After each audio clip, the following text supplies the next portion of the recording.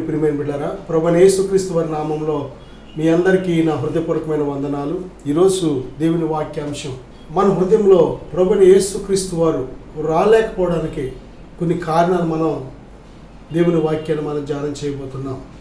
దేవుని వాక్యంలోకి వెళ్ళే ముందుగా చిన్న ప్రార్థన చేసుకుందాం. దయగల తండ్రి, ఈ వాక్యం ఆలకిస్తున్న ప్రతి బిడ్డను మాట్లాడండి ప్రభువా, దీవించండి, ఆశీర్వదించండి. ప్రతి ఒక్కరి హృదయంలో మీరు నిత్య నివాసం ఉండేటకు సహాయం దయచేయండి.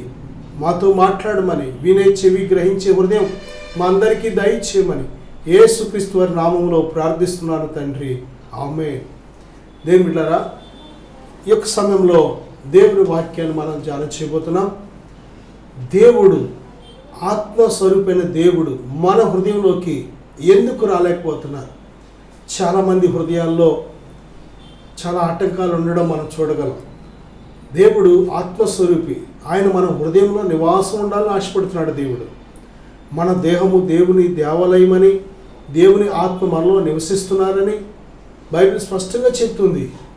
దేవుని బిడ్డలారా, పరిశుద్ధాత్మ దేవుడు నిత్యము మనతో ఎల్లప్పుడూ నివాసం ఉంటారని యోహాను సువార్త 14:16-18 వరకు మనం చూడగలం. ప్రభువైన యేసుక్రీస్తు వారు ఆత్మస్వరూపైన దేవుడు.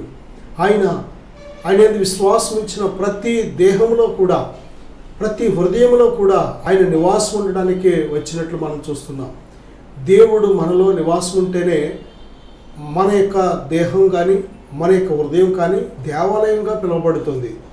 దేవుడు లేని హృదయం నార్మల్గా మనందరం సామాన్యమైన మానవులుగానే ఉంటూ ఉంటాం. కానీ దేవుని ఆత్మ మనలో నివసించడం ప్రారంభించినప్పుడు దేవుని బిడ్డలారా, మానవ శక్తి మించిన కార్యాలు మనం చూడగలం. ఏ నరుడు చేయలేని కార్యాలు దేవుడు మన ద్వారా చేయించడం అనేది మనం చూడగలం. నీ దేహము దేవుని ఆలయమని, దేవుని ఆత్మ నీలో నివసిస్తున్నారని ఈ సత్యాన్ని మనం తెలుసుకుంటున్నప్పుడు మనం దేవుని యందు సంపూర్ణమైన భయభక్తులు కలిగి బ్రతకగలుగుతాం. గొప్ప విజయవంతమైన జీవితాన్ని మనం జీవించగలుగుతాం.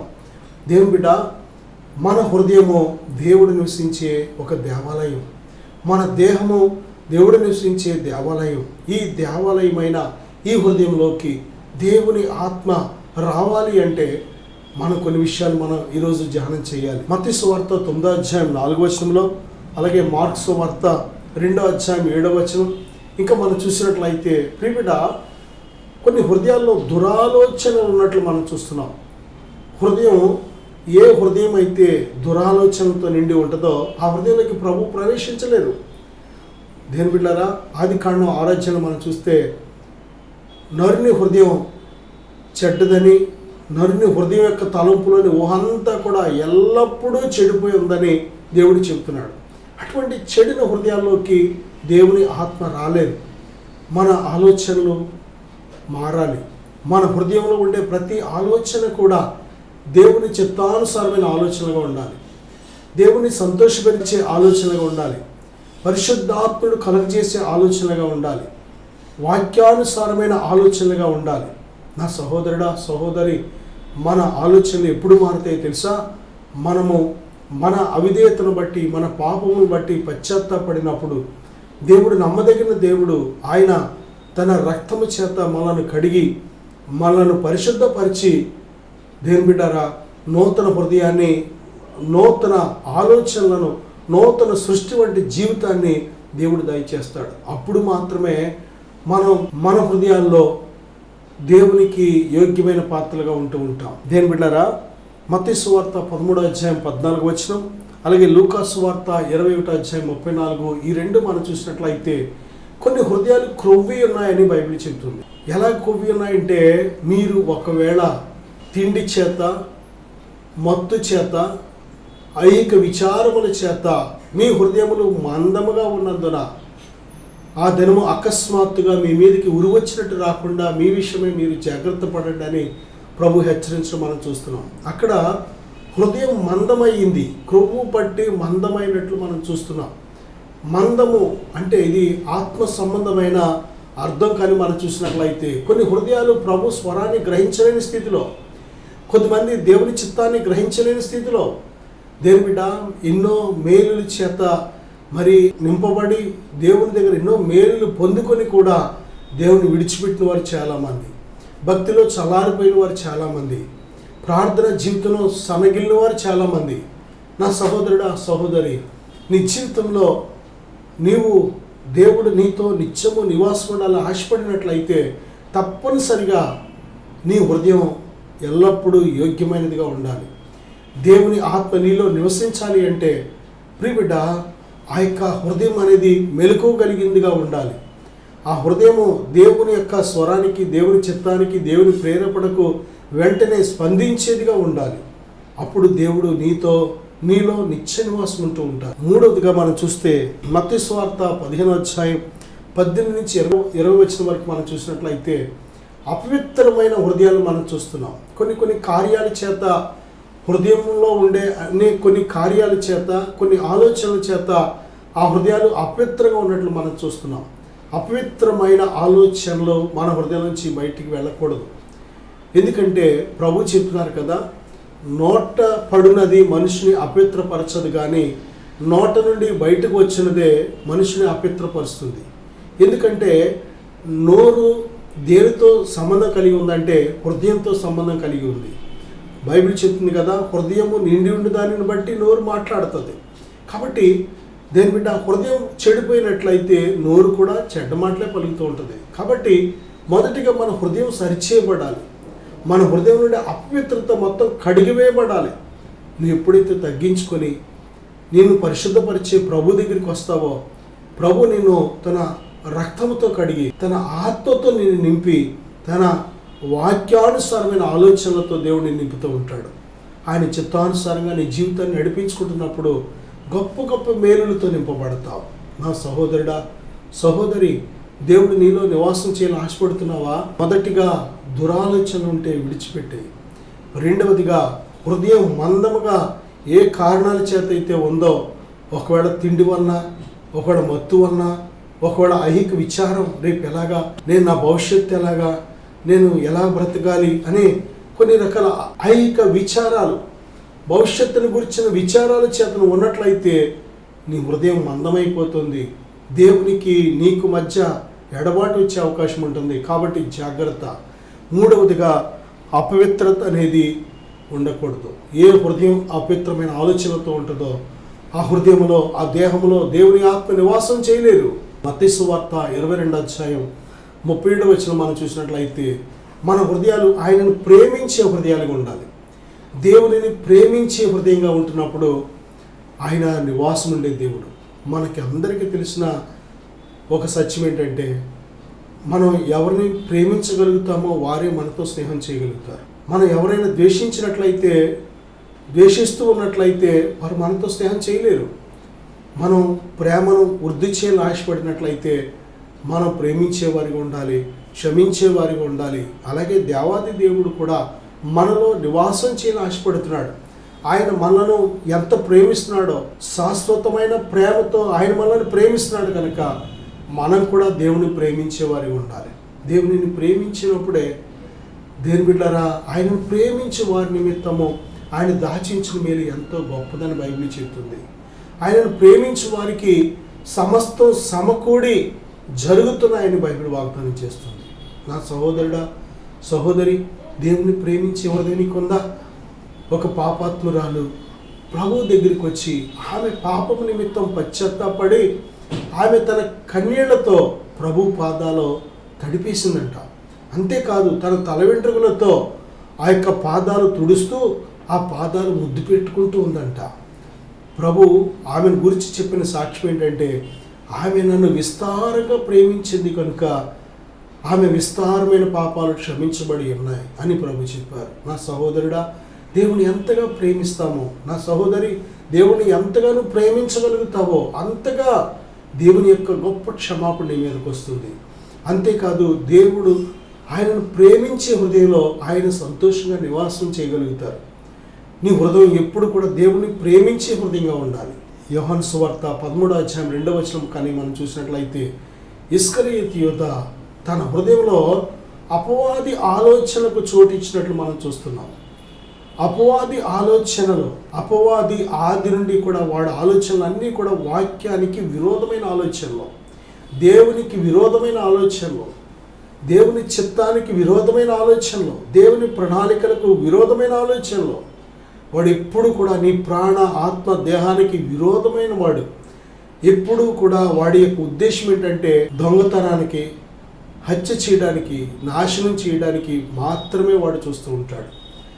మన పట్ల సాతాను కలిగి ఉన్న ఒక గురి ఏంటంటే మనల్ని దొంగిలించాలి, దేవునికి ఉపయోగపడకుండా, లేకపోతే మనలను నాశనం చేయాలి, దేవునికి ఉపయోగపడకుండా, లేకపోతే మనల్ని చంపేయాలి. ఇదే శత్రువైన సాతాను, అపవాది యొక్క గురంతా కూడా ఇదే. కాబట్టి అపవాదికి నువ్వు చోటివ్వద్దు. బైబిల్ చెప్తుంది, అపవాదికి చోటివ్వకుడి, దేవునికి లోబడి ఉండండి, అపవాదిని ఎదిరించండి, అప్పుడు వాడు మీ యొద్ద నుండి పారిపోతాడని బైబిల్ సెలవిస్తుంది. నా సహోదరుడా, సహోదరి, దేవునికి ఎంతగానో లోబడతావో, దేవుని వాక్యం చేత ఎంతగానో నింపబడతావో అంతగా శత్రువు నువ్వు జయించగలుగుతావు. రోమపత్రిక 1వ అధ్యాయం 24వ వచనం కానీ మనం చూసినట్లయితే, దురాశలతో నింపబడిన హృదయాలు, దురాశలతో నింపబడిన హృదయాల్లో దేవుడు నివాసం చేయలేడు. ఏ హృదయం అయితే దురాశలతో నింపబడి ఉందో ఆ హృదయంలో దేవుని ఆత్మ నివాసం చేయలేదు. నేను బిడ్డ, శరీర సంబంధమైన ఆలోచనలు కలిగిన వారు కొద్దిమంది ఉంటూ ఉంటారు. శరీర సంబంధమైన ఆలోచనలు, గలతీ పత్రిక 5వ అధ్యాయం 19 నుంచి మనం చూసినట్లయితే, శరీర కార్యములు స్పష్టమైనవని ఒక లిస్టు మనం చదువుతున్నాం. ఆ శరీర కార్యాలు కానీ నీలో ఉన్నట్లయితే దేవుని ఆత్మ నీలో నీతో నివాసం చేయలేరు. శరీరానికి మనం రుణస్థులము కాదు. శరీరాన్ని సంతోషపెట్టుకోవాలనే దానికి రుణస్థులు ఏమాత్రం కాదు. శరీరాన్ని సంతోషపెట్టుకునేవారు దేవుని సంతోషపెట్టలేరు. శరీర సంబంధులు దేవుని చిత్తం చేయలేరు. శరీరాన్ని మనం సిలువేసే వారిగా ఉండాలి. మనం శరీరం మనకు ఒకదానికి ఒకటి శరీర క్రియలను సిలువేసే వారిగా మనం ఉండాలి. దేవుడు మనల్ని పిలిచిన పిలుపు వెనకాల ఉన్నతమైన ఉద్దేశం ఏంటంటే, నువ్వు శరీరాన్ని సంతోషపరచుకోవడానికి కాదు. నీ దేహం దేవుని దేవాలయం కనుక ఆ దేవాలయం పాపము నిమిత్తము మృతమైనది, నీ ఆత్మ ప్రభువును బట్టి జీవం కలిగి ఉన్నదని ఈ సత్యాన్ని తెలుసుకొని జీవించాలని అపొస్తలుడైన పౌలు అంటాడు కదా, నేను క్రీస్తుతో కూడా సిలువ వేయబడి ఉన్నాను, ఎక్కడో జీవించేవాడు నేను కాను, క్రీస్తే నా యందు జీవిస్తున్నాడని ఆయన సాక్ష్యం చెప్తున్నాడు. నా సహోదరుడా, ఎలాగుంది మన ఆత్మీయ జీవితం? శరీర క్రియలు అలాగే ఆత్మ సంబంధమైన క్రియలు రెండిటి చేత కానీ నువ్వు ఉన్నట్లయితే నిన్ను చూసిన నువ్వే కన్ఫ్యూజ్ అవుతావు, నిన్ను చూస్తున్న నీ చుట్టూ ఉన్నవారు కన్ఫ్యూజ్ అవుతూ ఉంటారు. శరీర సంబంధియా, ఆత్మ సంబంధియా, దేవుని సంబంధా లేక శరీర సంబంధా? ఎందుకంటే ఒక వరలో 2 కత్తులు ఏ విధంగా ఇవ్వడమో, ఒక వ్యక్తి ఇద్దరు యజమానులకు దాసుడిగా ఎలాగైతే ఉండలేడో, అలాగే శరీరాన్ని సంతోషపరచుకొని దేవుణ్ణి సంతోషపరచాలి అంటే అది నీ వల్ల కాదు. అందుకే శరీరం దాని క్రియలతో కూడా సిలువ వేయాలని బైబిల్ చెప్తుంది. మన గతించిన కాలంలో ఏ శరీర క్రియల నిమిత్తం ప్రభుని యేసుక్రీస్తు వారు సిలువ మీద వెల చెల్లించారో, మనము ప్రభునందు విశ్వాసం ఉంచి మరి ఎన్నటికీ మళ్ళీ ఆ క్రియలు చేయకుండా ప్రభు ఇచ్చే నూతన క్రియలు, ప్రభు నడిపించే మార్గంలో ఆత్మ సంబంధమైన క్రియల చేత మనం నడిపించబడాలని దేవుడు ఆశ కలిగి ఉన్నాడు. నా సహోదరుడా, సహోదరి, శరీర క్రియలు నీలో ఉన్నట్లయితే దేవుని ఆత్మ నీలో నివాసం చేయలేరు. శరీరం ఆత్మకు, ఆత్మ శరీరానికి ఇవి ఒకదానికొకటి విరోధంగా ఉన్నాయి. మన ఆత్మ కూడా దేని బిడ్డ మన శరీరాన్ని క్రియలను ఇష్టపడలేదు. అలాంటిది దేవుడు నీలోకి వచ్చి నీ శరీర సంబంధమైన క్రియలను అంగీకరించలేడు ఆయన. కనుక దేవుని ఆత్మ మనలో నిత్య నివాసం ఉండాలి అంటే శరీర క్రియలను మనం చంపివేయాలి. ప్రియబిడ్డ, ఈరోజు కొన్ని విషయాలు మనం నేర్చుకున్నాం. యేసుక్రీస్తు ప్రభువారు ఎందుకని మన హృదయాల్లో నివాసం చేయలేకపోతున్నారంటే, మొదటిగా దురాలోచనలు కలిగిన హృదయం, రెండవదిగా మందమైన హృదయాలు, మూడవదిగా అపవిత్రమైన హృదయాలు, హృదయం అపవిత్రతతో ఉన్నట్లయితే, అపవిత్రమైన ఆలోచనలతో ఉన్నట్లయితే ప్రభు ఏమాత్రము ఆ వ్యక్తులకు వచ్చి నివాసం చేయలేరు. అలాగే ఆయనను ప్రేమించలేని హృదయాలు, ప్రభువును ప్రేమించలేని హృదయాలు, ఆ హృదయాల్లోకి వచ్చి ప్రభు నివాసం చేయలేరు. అలాగే అపవాది ఆలోచనల చేత నింపబడిన హృదయాలు, ఇస్కరియోతు యోధ అపవాది పుట్టించిన ఆలోచనలతో నింపబడి జీవిస్తుండేవాడు. కాబట్టే ప్రభు ఆ వ్యక్తి హృదయంలోకి వెళ్ళలేకపోయారు ప్రియబిడ్డ. అలాగే చివరిగా దురాశ కలిగిన హృదయాలు, దురాశలు, శరీర సంబంధమైన క్రియల చేత నింపబడిన హృదయాల్లో ప్రభు నివాసం చేయలేరు. కాబట్టి మన హృదయాలు దేవుడు నివసించడానికి యోగ్యులుగా ఉండాలి అంటే మొదటిగా మనం సిలువ యొద్దకు రావాలి. మన హృదయాలను కడిగే ఆ రక్తం ఆ యొక్క కలవరి గొలుగొతా కొండ మీద చిందించబడింది కనుక ప్రభువైన యేసు రక్తం మన ప్రతి పాపం నుంచి మనల్ని విడిపించి మనల్ని పరిశుద్ధపరిచి దేవుడి నివాసం చేయడానికి యోగ్యులుగా సిద్ధపరుస్తుంది.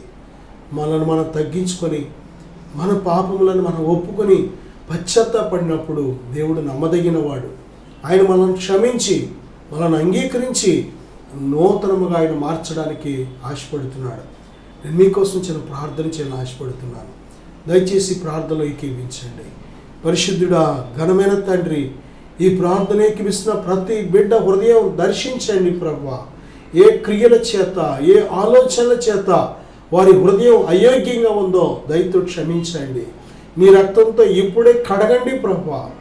నాయన, వారి హృదయాల్లో మీరు నివాసం ఉండండి. వారి హృదయాల్లోకి ఇప్పుడే ప్రవేశించండి. వారి అవిధేయతను దయతో క్షమించండి ప్రభువా. నాయన, మీ మహిమను వారు చూడాలి. మీ పరిశుద్ధాత్మ శక్తి చేత వారు నడిపించబడాలి. మీకు ఇష్టలుగా, మిమ్మల్ని సంతోషపరిచే బిడ్డగా వారు ఉండేటకు సహాయం దయచేయండి. మీ కనికరాన్ని, మీ దయను వారిపై కుమ్మరించమని యేసుక్రీస్తు వారి నామములో ప్రార్థిస్తున్నాను తండ్రి. ఆమేన్. వందనాలు.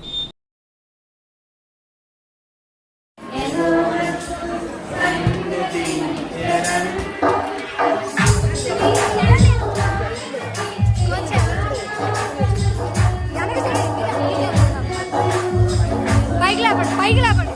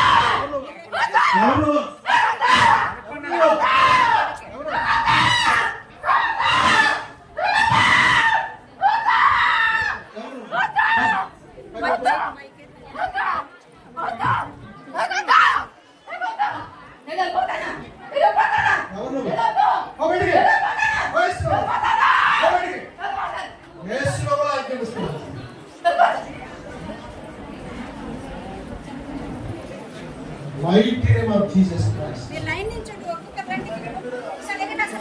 You are free. దేవుని విడిపించండి. చెప్పకూడదా?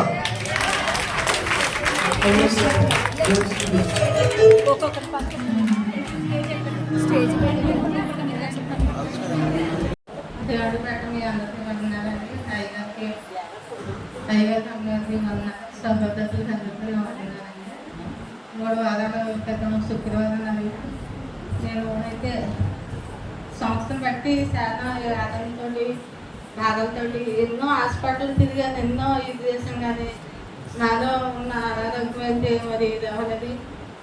అయితే డాక్టర్లు అయితే నువ్వు ఏ పని చెత్త తీయలేదమ్మా, నువ్వు ఎంతసేపు రెస్ట్గానే ఉండాలి అని చెప్పారు. ఏం చేస్తాను నేనైతే భర్తలో నాకైతే తెలియదు, నేను దిక్కు చేస్తాను, నువ్వే దిక్కు నాకు ఇంకెవరైతే అనేసి నేను దేవుడు ప్రార్థించి 3 వారాల క్రితం శుక్రవారం వచ్చాను. వచ్చిన తర్వాత దైవజంలో నాకు ప్రార్థన చేసి తైలం కోసమే తెలుసండి. తర్వాత ఏమైందో నాకు తెలియదు అసలు. పోసిన నాకైతే దేవుడు స్వచ్ఛించారు. ఇప్పుడు మట్టుకు నాకు చాలా బాగుందండి, ఆరోగ్యం చాలా బాగుంది. కానీ కొద్దిగా నాకు ముందు నేర్చుకోం దడగా ఉంటుంది. అది కూడా తగ్గేలాగా అందరూ మీ అనుదిన ప్రార్థనలో పెట్టమని అడుగుతున్నాను. ఈ చిన్న సాక్ష్యం దేవుడు తెలుసు.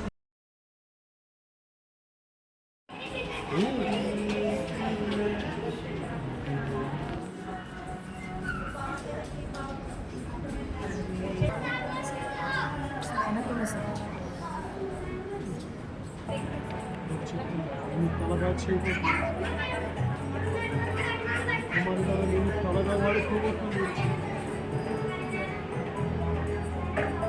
మించిన ప్రయాణం ఇవాళ నీకు తోడుగా ఉన్నాను కనుక ఈ పూర్వకంగా అనిపించింది. ఏ 5 వర్గాలుగా గడిచింది మార్గాన్ని సరళం చేయబోతున్నానని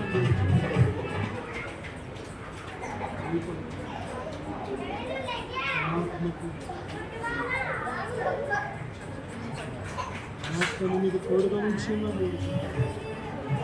ఆత్మ నీలో ఉంచి ఉన్నానని తెలుసు. నేను నీకు తండ్రిగా ఉన్నానని తెలుసు. దేవునామానికి వందనాలు, సేవకులకు నా వందనాలు. నా పేరు వినయ్ కుమార్, మాది పెద్దతాడేపల్లి గ్రామము.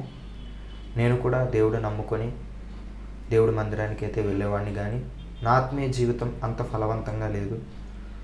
అనేకమైన బంధకాలతో నా ఆత్మీయ జీవితము ఉంటూ ఉండేది. అలాగే ఒకరోజు సేవకులు ఎనైటింగ్ వాటర్ ద్వారా ప్రార్థన చేస్తున్నారని నేను విన్నాను. ఆ ప్రార్థన చేయించుకున్న వారి జీవితంలో ఎన్నో గొప్ప కార్యాలు దేవుడు చేశారు. చాలామంది విడుదల లేని వారు విడుదల పొందుకున్నారు, స్వస్థత లేని వారు స్వస్థత పొందుకున్నారు. ఎప్పుడైతే ఆ సాక్ష్యాన్ని నేను విన్నానో, నా జీవితంలో కూడా దేవునిలో బలంగా సాగాలని, దేవునిలో నడవడానికి, నేను కూడా దేవునిలో స్థిరముగా ఉండాలని చెప్పి ఒకరోజు సేవకుల యొద్దకు వెళ్ళి ప్రార్థన చేయించుకున్నాను. ఎప్పుడైతే సేవకుల ద్వారా ప్రార్థన చేస్తున్నప్పుడే దేవుడు నన్ను బలంగా తాకారు. వెంటనే నా హృదయం నుంచి ఏదో ఒక తెలియని బంధకం, ఏదో ఒక చీకటి నా నుంచి బయటికి వెళ్ళిపోవడం నేను గ్రహించాను. ఎప్పుడైతే అలా చీకటి బంధకం నా నుంచి వెళ్ళిపోయిందో నా హృదయం చాలా తేలికైంది. దేవుడు తన బలమైన ఆత్మతో నన్ను నింపి నన్ను స్థిరపరిచి తన ఆత్మతో నన్ను ముద్రించారు. ఆ రోజు నుంచి ఈ రోజు వరకు కూడా నా జీవితంలో దేవుడు ఎన్నో గొప్ప కార్యాలు చేశారు. అప్పటి నుంచి నా ఆత్మీయ జీవితంలో బలమైన ఆత్మీయ జీవితంలో నేను కొనసాగించగలుగుతున్నాను. దానికి కారణం ఆ రోజు సేవకుల ద్వారా నేను ప్రార్థన చేయించుకున్నప్పుడు దేవుడు సేవకుల్లో ఉండి సేవకుల ద్వారా తన ఆత్మతో నన్ను నింపి ఈరోజు ఇలా గొప్పగా ఉన్నతమైన స్థానంలో ఆత్మీయ స్థితిలో దేవుడు నన్ను నిలబెట్టారు. దేవుడు నా జీవితంలో చేసిన ఈ కార్యమును బట్టి దేవునికే సమస్త మహిమ, ఘనత, ప్రభావములు యుగయుగములు చెల్లునుగాక. సేవకులు కూడా నా ప్రత్యేక వందనాలు. Thank you. Praise the lord.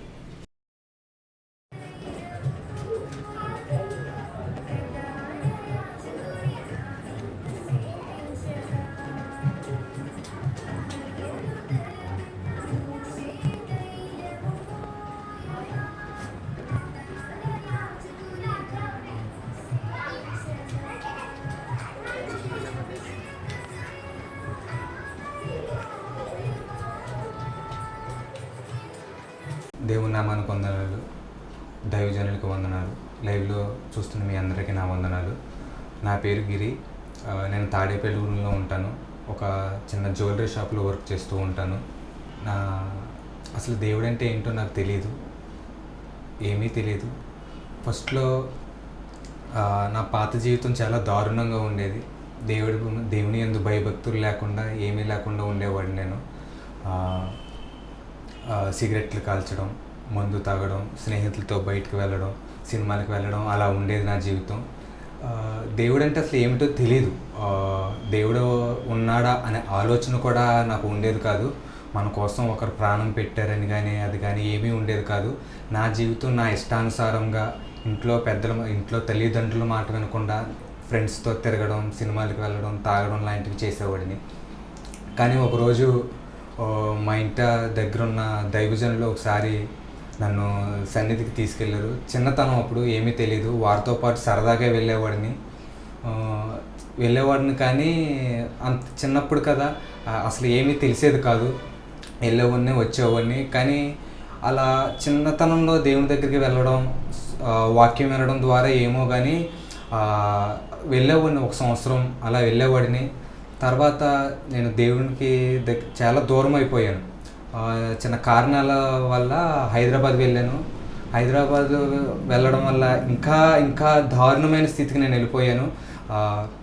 సిగరెట్లు కాల్చడం, సినిమాలు చూడడం వంటివి దేవుడికి పూర్తిగా వ్యతిరేకంగా ఉండేవాడిని.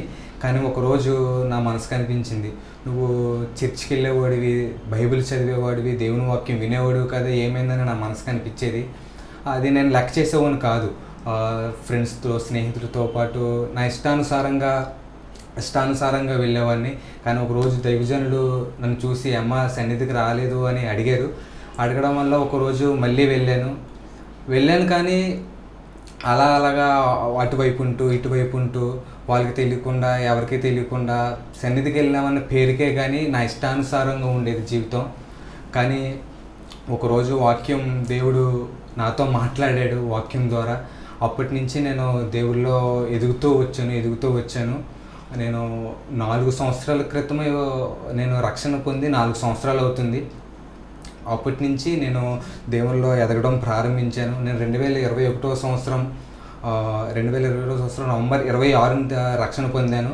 దేవుడు నాకు మంచి రక్షణనిచ్చాడు. దేవుడు అనేక కార్యాలు నా జీవితంలో దేవుడు చేశాడు. రక్షణ పొందిన ముందు నా జీవితం చాలా దారుణంగా ఉండేది. స్నేహితులతో బూతులు మాట్లాడడం కానీ, లేకపోతే స్నేహితులతో తిరగడం కానీ మరీ దారుణంగా ఉండేది నా జీవితం. స్నేహితులతో కలిసినప్పుడు సిగరెట్లకి డబ్బులు లేకపోతే మేము ఒక చోటన సిగరెట్లు కాల్చేవాళ్ళం. అక్కడ అగ్గిపెట్టెలతో పాటు సిగరెట్లు కాల్చేసాక చిన్న చిన్న ముక్కలు వదిలేస్తాం కదా, డబ్బులు లేనప్పుడు అవి ఏరుకొని మరీ సిగరెట్లు కాల్చేంత దీనమైన స్థితిలోకి నేను వెళ్ళిపోయాను. దేవుడు ఆ బంధకాల నుంచి దేవుడు నన్ను విడిపించాడు, మందు నుంచి విడిపించాడు, సినిమాల నుంచి విడిపించాడు. అలా వాక్యం వింటూ నవంబర్ 26, 2021 సంవత్సరంలో నేను రక్షణ పొందిన కానించి దినదినము నా స్థితి, నా ఆత్మీయ స్థితి పెరగడం ప్రారంభించింది. అలాగే ఒకసారి మా సన్నిధిలోనే దైవజనులు ఎన్ఎన్టీ వాటర్ ప్రార్థన చేయడం ప్రారంభించారు. నేను అది విన్నాను. అక్కడ స్వస్థత జరుగుతుందంట అని నేను విన్నాను. ఆ రోజు నేను ఎన్ఎన్టీ వాటర్ ప్రార్థన చేసే రోజు నేను వెళ్ళిన రోజు నాకు ఇప్పటికీ ఇంకా నా మనసులో ఉంది. దేవుడు ఆయన ఆత్మతో నింపడం నేను గుర్తుంచుకున్నాను. అది మొదటిసారిగా నా జీవితంలో జరగడం వలన నేను ఇప్పటికీ నా మనసులో ఉండిపోయింది. దైవజనులు అలా చెయ్యి మీద పెట్టి ప్రార్థన చేస్తున్నప్పుడు నేను కళ్ళు మూసుకున్నాను. ఇది నా మొదట దేవుడు నన్ను తాకిన స్థితి ఇప్పటికీ నా మనసులో ఉంది. ఆయన చేయి పెట్టి ప్రార్థించినప్పుడు దేవుడు ఆయన ఆత్మతో నింపాడు. అది మీకు చెప్పడానికి ఎలా అంటే, నడినెత్తి నుంచి అరికాలు వరకు మనకి నీటి బిందువు ఇక్కడ వేస్తే ఎలా అయితే కిందకి జారుకుంటా వస్తుందో ఆ బటన్ వేలు వరకు, అలా ఆయన ఆత్మతో నింపడం నేను గ్రహించాను. ఆయనకి ఏమి ఇచ్చినా రుణం తీర్చుకోలేను. ఈ సాక్ష్యం దేవునికి మహిమకరం.